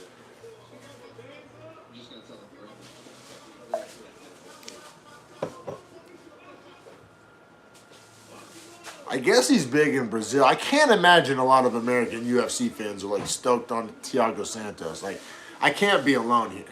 He has to just be big in Brazil or something because... And I know, like, you don't have to remind me of his past accomplishments. I just, like, do people really still care about that? I don't, but maybe other people do. I care about when I give a Saturday night to you, watching you fight 5 rounds of snoozy garbage repeatedly. Like I said, I'm not mad at Ankalaev. Ankalaev has won every single minute of this fight. So to ask him to change what he's doing would kind of be asinine. Like, why would you, right? If you can win a fight without getting hit or hitting anybody, why wouldn't you do that? Now, why would I watch that is the question that I find myself asking. But it seems to be what we have on our hands. Watch this. This is going to end in some crazy knockout. And I'm going to be like, oh... I walk it back. But, I mean, the first fucking 8 minutes of this fight have been snooze fest. Set an alarm clock.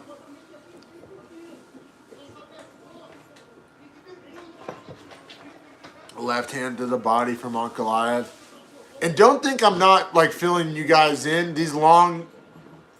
Nothing's happening. Ankalaev has control of the center. Thiago Santos is throwing out a couple leg kicks. I mean, Jesus. Come on, boys. Right hand partially lands for Ankalaev. Ankalaev has Santos pushed up against the cage. I don't know why he doesn't just go for the takedown. I don't know why he doesn't go for the takedown. This is lame. Like, you're from Dagestan, bro. Quit kickboxing.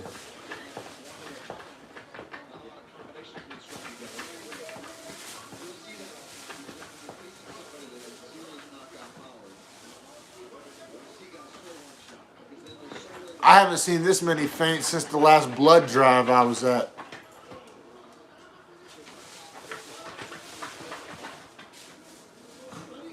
Like, they're throwing, but they're just either not landing at all or just not landing meaningfully. It's, okay, decent left hand from Santos, followed up by absolutely nothing at all.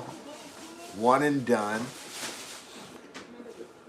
Ankalaev hasn't pushed up against the fence, biting on every feint. Like, he's just will not pull the trigger. Like, I'm not letting him off the hook here either.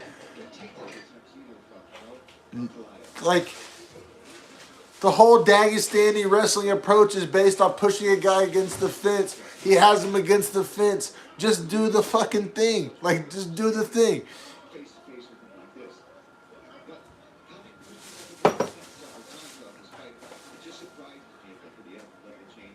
Yeah, Paul Felder's talking about it right now on the broadcast. Surprised he hasn't tried to level change it. Me too, Paulie. Jesus. And Paulie's a kickboxer saying that he wants to see a takedown. Oh, big hand by Ankalaev. Big right hand, I should say. But, I mean, one big explosion every 4.5 minutes. Okay, Santos landed a couple lefts too. Oh! Santos drops him with the left at the very end of the round. 15 seconds left. Drops him and takes half guard. Dropping some ground and pound elbows. Stole the round. Santos stole the round. Thank you for something happening. Okay, round 2 goes 10-9 Santos.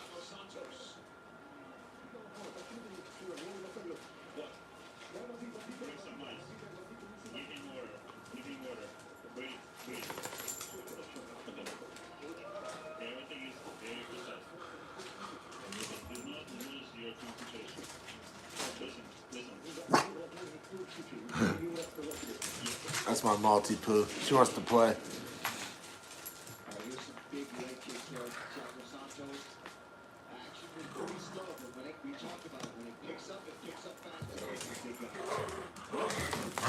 know if y'all can hear her. She sounds so scary. This is her toy. Come here, Holly. See if I can get her to jump in front of the camera. I think it was a left hand that dropped Ankalaev.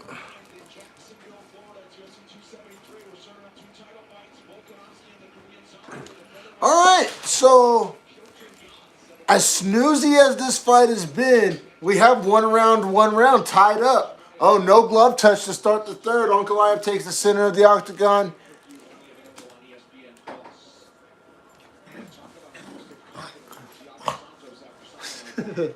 Holy. Ankalaev takes the center of the octagon.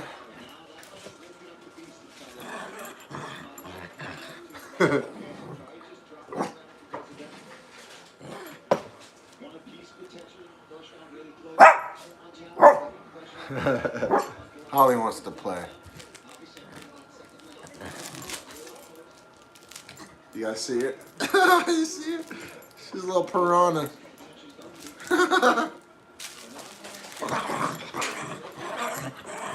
I'm the toughest dog. Don't at me.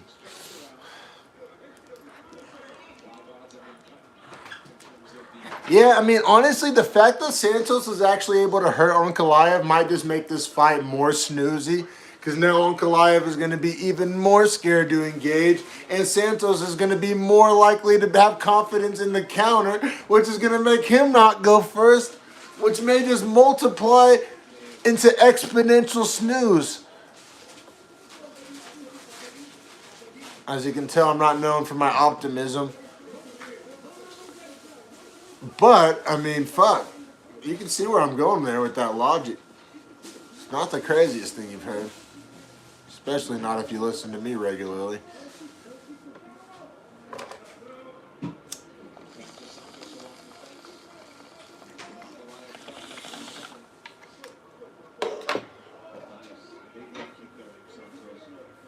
We've seen that in these fights before.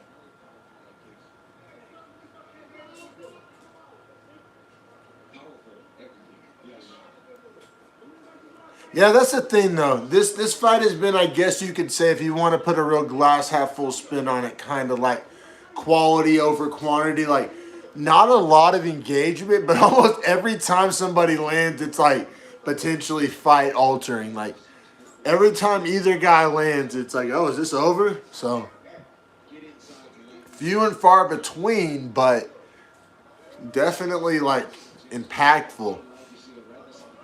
Without a doubt.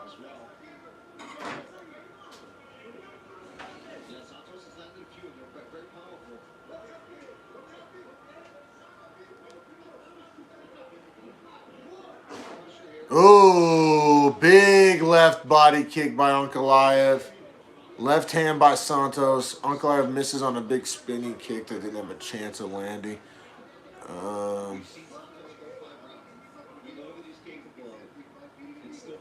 Oh, big left lands for Ankalaev. I think Ankalaev's, winning this round. I think that's fair to say.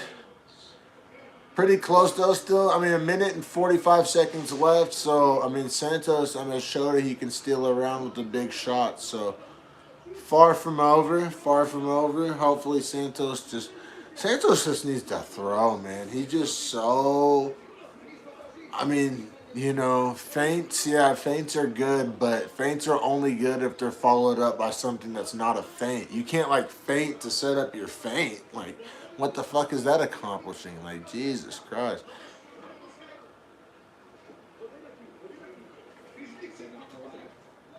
Ankalaev left hand to the body lands, Left kick to the body. Catches Santos, and Santos did a left kick. Ankalaev caught it, landed a left hand in return counter. Landed pretty good. Ankalaev controlling the center of the octagon. Low kick for each man. They exchange low kicks.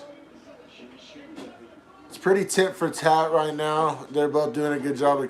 Santos is not going first ever. He's 120,000% looking for counters, which...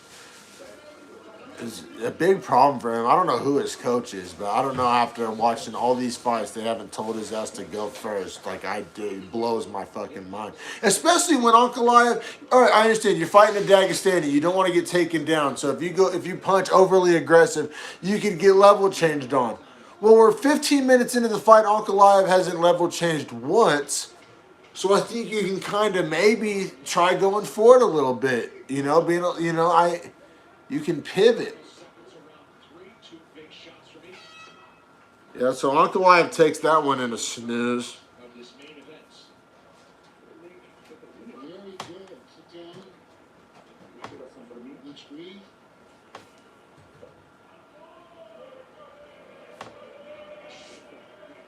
Breathing. I want you to relax. Control.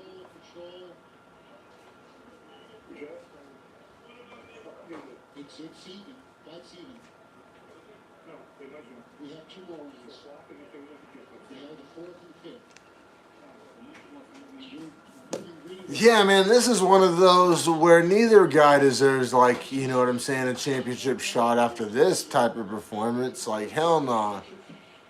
You might have to fight 2 more times if I'm Dana White. I give you a main event, and this is what the fuck you give us.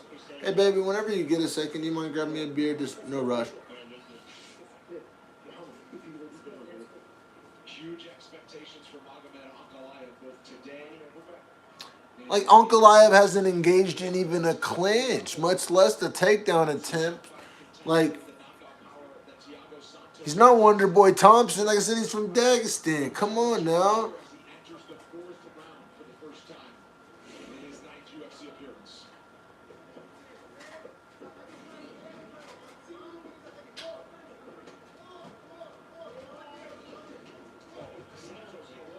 All right, Santos throwing and walking forward at the same time. Wow. Oh, he threw a flying knee in a left hand. Santos is going first. What I've been calling for this entire time. And wouldn't you know, it's working for him.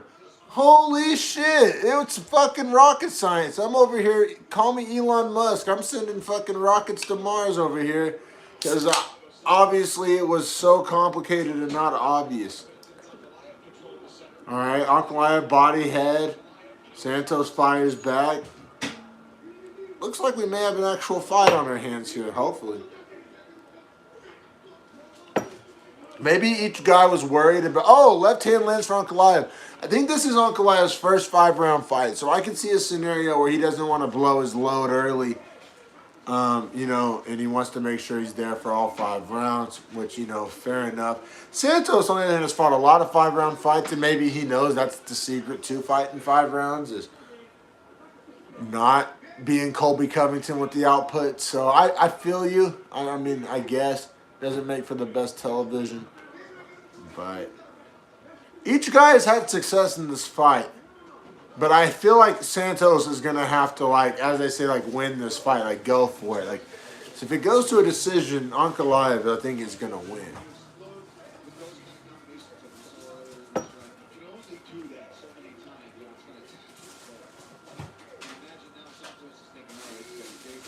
Yeah, I mean, so once again, Ankalaev controlling the center of the octagon, walking forward. Do a head kick, it missed, but I kind of like the attempt, honestly, the activity. I like it. It's aggression. It's going for it. It wasn't really set up. Santos counters with the left hand, nothing crazy. Ankalaev check right hook, 1-2 down the middle lands. Ankalaev looking pretty good here.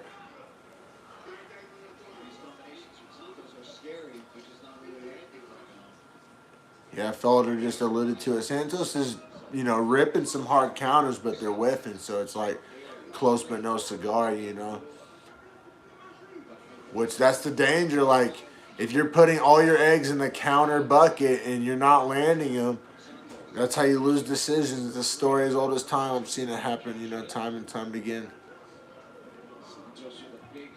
That being said, this is the most Santos has probably gone first more in the 4th round than he has in the previous 3 rounds combined. Still not a lot, but that just goes to show, you know, how the rest of the fight is going. He's definitely stepped it up a little bit, activity-wise. After tonight's main event, coming It blows my mind that Ankalaev hasn't even shot a takedown. Maybe he thinks it'll take too much energy. Blows my mind. Not even a clinch attempt. Not even some dirty boxing. Ankalaev, little jab to the body. Oh, it looked like that left hand landed for Santos. Maybe it didn't. If it did, Ankalaev just ate it like it wasn't nothing. Kind of a weird camera angle. I couldn't see it real that good. And once again, Ankalaev has Santos, pretty much up against the cage. You think that's where he'd want him. Oh my God, these score numbers are embarrassing. They're barely cracking double digits per round. Just confirms what I've been saying is about. Okay, first clinch engagement. 4 minutes into the fourth round, and we have our first clinch from Dagestani Ankalaev. He probably is going to win the round because of it. Well, he was probably going to win the round anyway, at least on my scorecard. But I love seeing this. Because it's just something different. Like, oh, and we got the takedown, the trip takedown from the clinch. There we go. God damn it. It took 20 minutes to figure out that might be a decent idea against the power striker. Like, come on.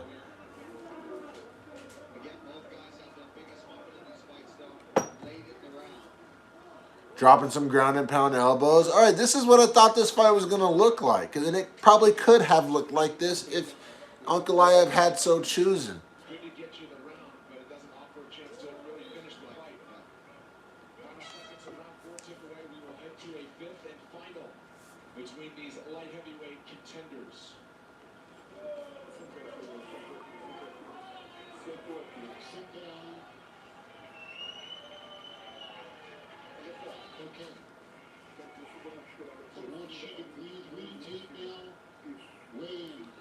So yeah, I have a 3 rounds Ankalaev, 1 round Santos. So on pretty much everybody's scorecard, I'd imagine Santos needs a knockout here, which is pretty much what I've been saying all along. Santos is not going to win a decision. Hell, he'll probably tell you he's not going to win a decision. I mean, if you have a counter-punching strategy and you're moving backwards the whole time, and you're losing the only grappling exchange that took place. So yeah, I don't see a way that like Santos would be like feeling good about a decision. So hopefully he goes balls to the wall here, pedal to the metal. Fifth and final round coming between Ankalaev and Thiago Santos. Well, what do you make of the body language of Thiago Santos in between rounds that did not look great? Well, he even did that. I think it was early on in the fourth. They're saying that Santos' body language looked bad in between rounds.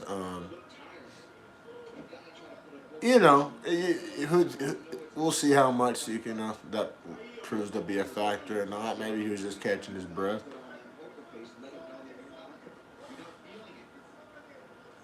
Yeah, the Twitter scorecards are saying the same thing. Like, I expected Ankalaev to grapple more earlier. Yeah, I did too. We'll see if he uses that approach here to get a little more ground control time. Or a grounded pound is the way to try and finish it. Body kick for Ankalaev. Santos returns with a calf kick. They're both in the center of the octagon, though. Santos doesn't have his back against the cage like he has for like 90% of this fight. As I say that, Ankalaev starts to back him up. Santos regains his ground, though. Yeah, I think it's critical that Santos stays in the middle of the octagon. I think that increases his chance for a knockout. If he's moving backwards and getting pushed up against that cage, which is starting to happen slowly but surely, he's starting to gain his ground back. But I think it serves Santos better to try to stay in the center of the octagon, quit getting backed up.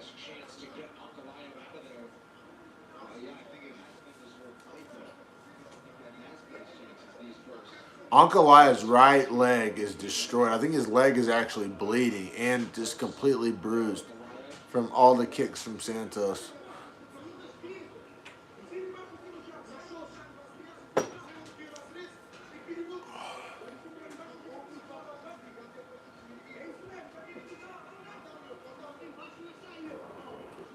Both in the middle of the octagon.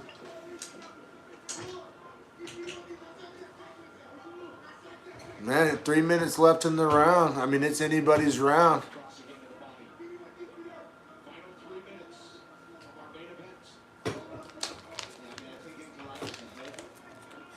Apparently, I'm about to take a little trip to Jupiter. Uncle Joey style. Is this the whole thing? This is 50. 50 milligrams. Go talk to the devil. This is sour. This is good. Somebody tweeted that they expected Ankalaev to do a lot more grappling earlier on. Me too. I agree with that. I expected him to come out. He's got fantastic kickboxing, but I think there was a much clearer path to victory if he had at least mixed in. Yeah, so Ankalaev's got the clinch now, got Thiago Santos up against the cage. Yeah, this is what he should have done all along. Granted, like I said, he won rounds without having to do that. So maybe I'm the dumbass if he, won rounds with expending little to no effort. I mean, why would he expend more effort for the same end result? I mean, but this is more what I thought the fight was going to look like, is what this 4th and 5th round looked like. Yeah, Ankalaev throwing clinch knees. Santos returning with some clinch knees, but from a more defensive position. Ankalaev's kind of dropping down to a single leg. This is what I thought this fight was going to look like. Like I said, I guess what does it matter in the end, his Ankalaev's leg would probably be less purple if he did more of this. His leg is fucked up. That's one of the ugliest legs I've ever seen. He's going for the clinch little trips.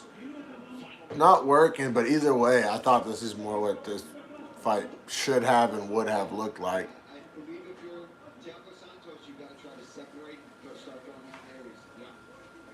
Yeah, Santos is about to lose this decision. 30 seconds remaining. Ankalaev has Santos in the clinch, knee in the legs, just kind of controlling him. Not that many people were questioning if Ankalaev had what it took to go 25 minutes hard. You'd think that he would be able to do so. And there he is in the waning minutes of minute 25, or the waning seconds, I should say, of minute 25 in his main event here against a top 5 opponent. Final seconds here on the action of the UFC Apex. Ankalaev and Thiago Santos. So yeah, the fight ends. Ankalaev wins the 5th round. We will find out how the judges scored this contest when we come back.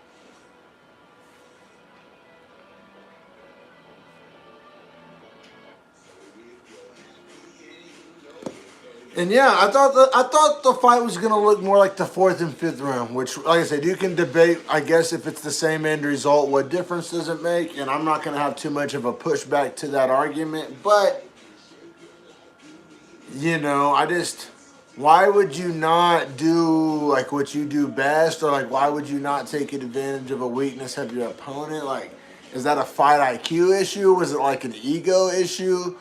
Was it what? Why did it take? Was it a cardio issue? Why did it take? Because it's like, I think Ankalaev could maybe beat a Yuri Prohaska, but not if he waits 4 rounds to start clinching. Like, Yuri Prohaska destroys him inside 3 if he doesn't clinch or wrestle at all, like literally at all. So does Glover, so does Jan Blachowicz. So it's like, I came into this super high on Ankalaev, and I mean, I'm still am.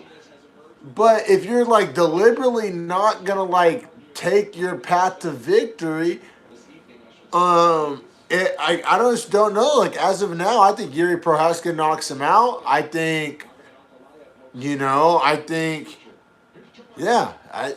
don't know.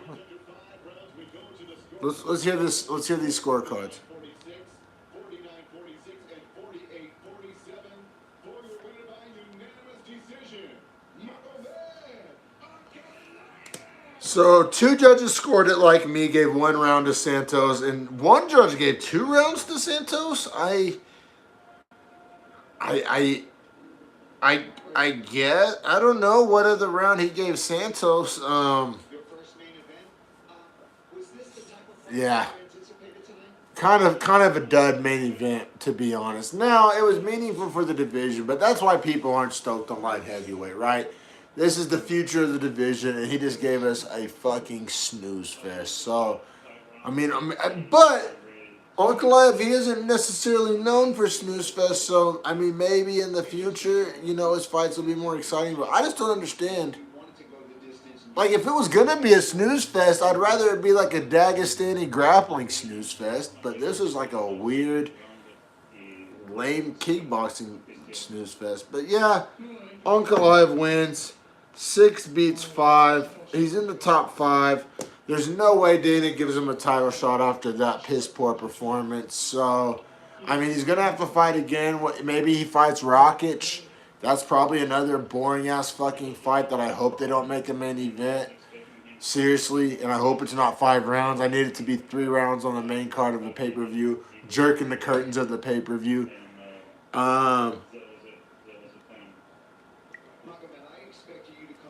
Yes, yeah, Michael Piper just commented that the problem with having a lame main event was this card as a whole was awesome. But then your night ends with a bad taste in your mouth. And honestly, I can't sum it up better than that. I'm going to wrap up this video. This was my first ever live stream during the main event, or main card of the UFC card. And I really enjoyed it. I hope y'all did too. I really appreciate the fan engagement, the viewers, the comments, everything. I really appreciate that, everybody. Go ahead and subscribe to the account if you haven't already. Check me out on Facebook if you want to watch our reaction tomorrow with my partner Harrison. That's going to be going live on Facebook. You can check us out on Facebook, Beefy Boys Breakdown. On Twitter, @Beefy Breakdown. I appreciate it, everybody.